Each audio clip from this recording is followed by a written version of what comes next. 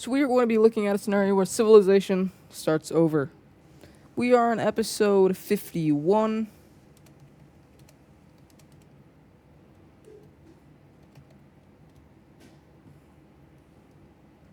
In the last episode, we saw, the collapse of the Lime French team.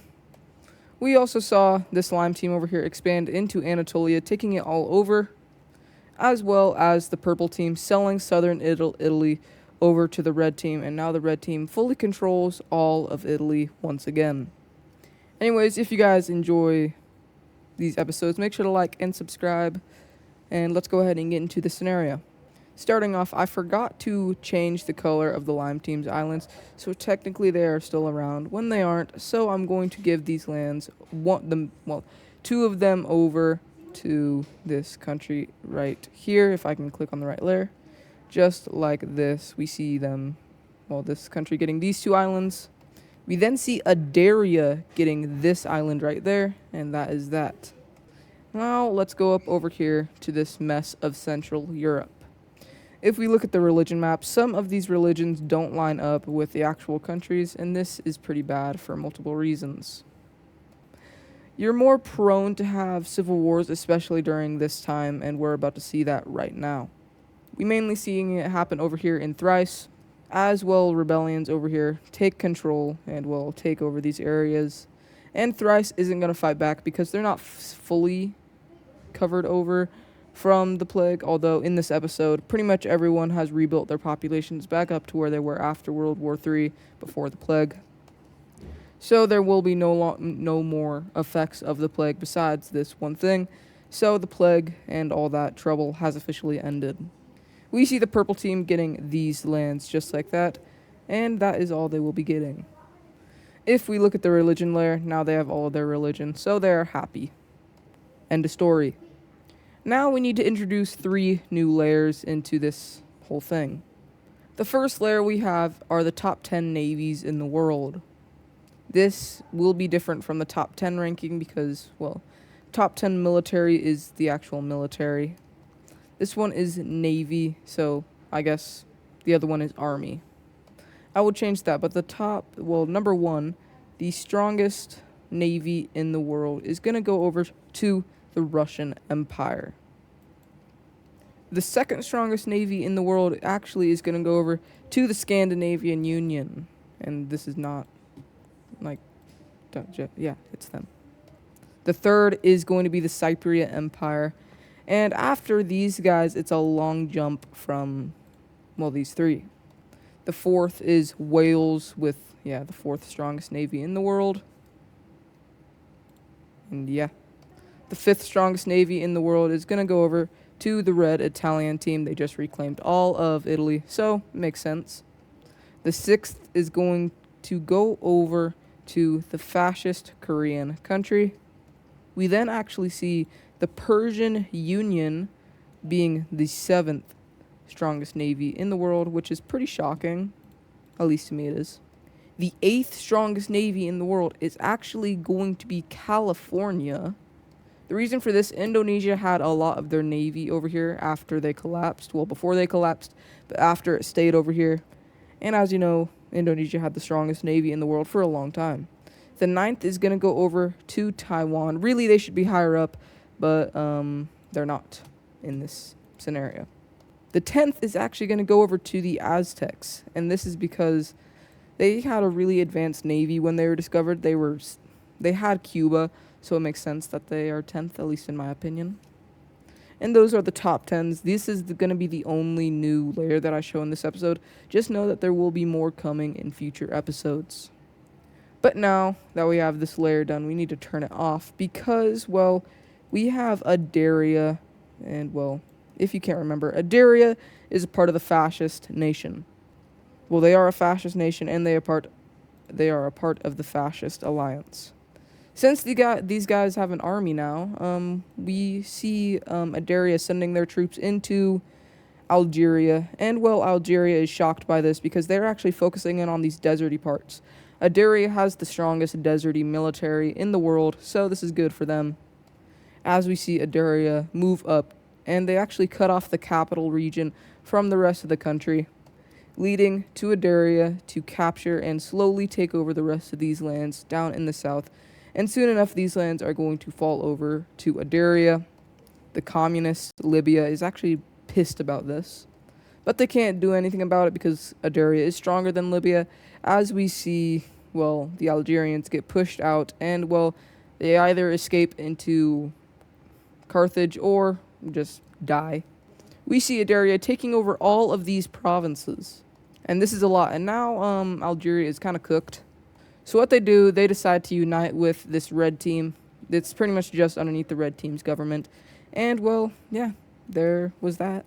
Adaria has expanded for the first time, and they just proved that they are a strong nation inside of Africa, also being with the fascist African country.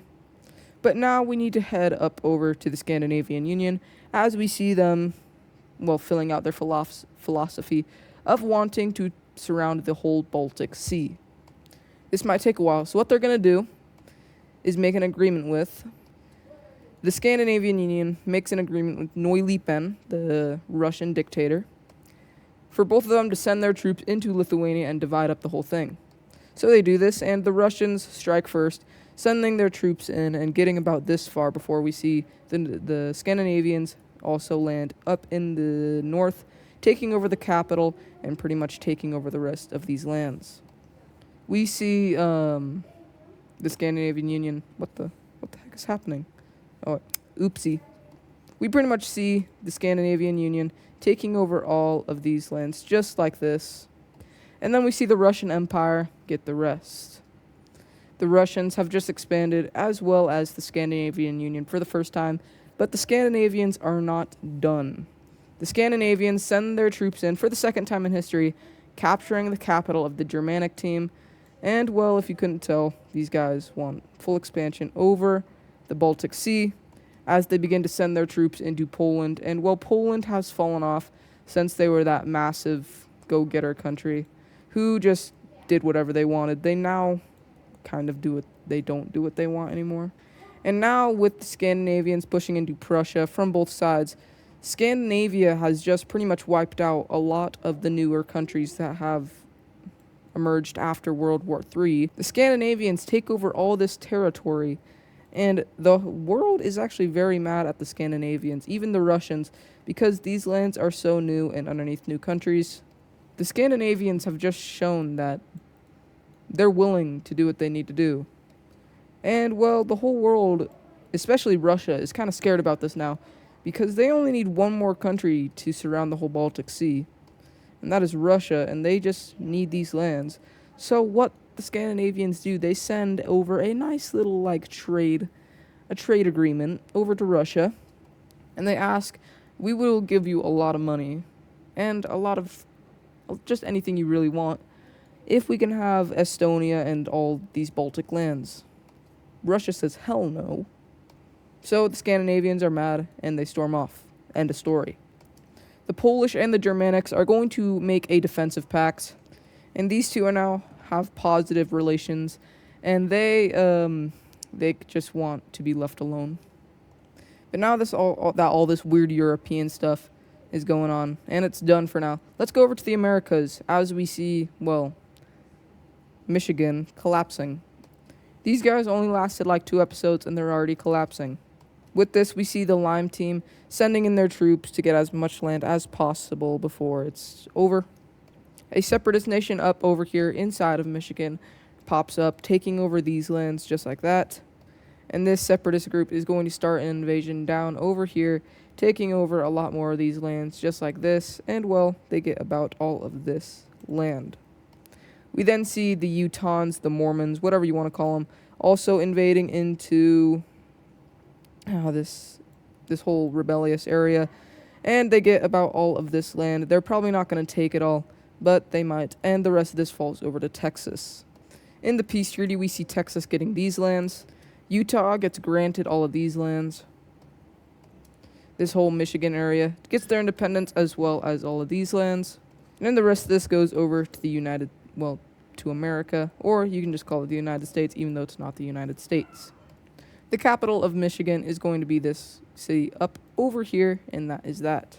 Let's go over in South America, where we see this blue country also not doing very good. They're inside of the Amazon, and they're actually going to choose to join up with Colombia or Venezuela or Gran Colombia. This guy has a lot of names. But they opt to join up with them, and now Colombia is one of the biggest countries in the world. So watch out for Venezuela or Colombia. I keep changing the name each time. It's Venezuela, or you can call it whatever you want. I'm going to call it Venezuela. So Venezuela is becoming pretty dang big, and, well, let's hope they can last. We now have more countries joining in on this communist alliance. The original ones, well, the one who made it was Cyprus. We then had Libya and Greenland join in on it. But we now have this gray country over here inside of France join up inside of the communist alliance. We also see the magenta country over in southern Iberia join up in it, as well as the red kind of Tunisian country. Even though it's not Tunisia, I should probably call this one Carthage. I don't even know. Just the red team inside of Africa. But the Cross Alliance also gets some new members. One of the new members being this, lime team inside of Turkey. We also see this Mexican country right over here join up with the Cross Alliance. And finally, we actually see Canada elect a fascist leader. But we now have the creation of a new alliance, and, well, yeah, it's a new alliance for sure. This alliance is made by the Russians, and it is the Checkmark Alliance. This alliance is sought out on expansion, so I guess their expansionism is this one. There's a communist, fascist expansionism.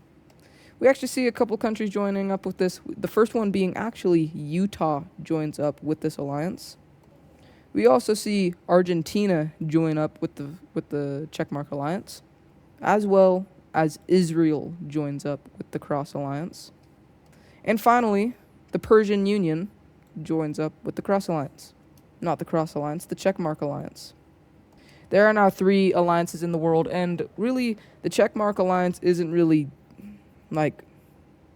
angry with anyone or aggressive at any other alliance in the world. It's mainly just the communists and the fascists that don't like each other. But for the final event of this video, we see the Indian Civil War take place.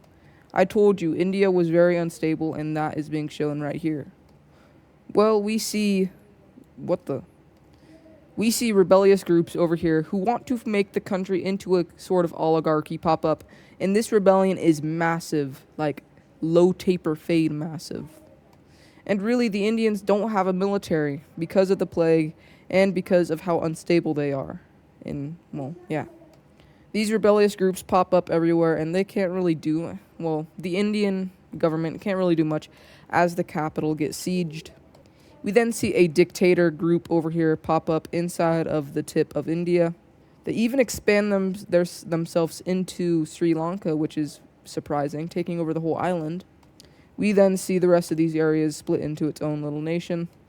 We also see a greenish type of nation pop up right here. And the rest of this is going to be a bluish nation. The Indian Federation gets all of these lands. We see this purple country in the middle getting these lands, with just the yellow one keeping those lands. They actually make their capital on Sri Lanka. So this is pretty much daily Sri Lanka update, but this is Sri Lanka. We have a red nation popping up right there, and the rest of this is just going to be its own green nation. And there is India, and yes, I did get this inspiration off of Adas Pro. I like the gray India, and I feel like, why not put it in my series? But this is the Indian Federation, and, I think that's going to do it for this video. If you guys enjoyed it, make sure to like and subscribe, and I will see you guys in the next episode. Goodbye.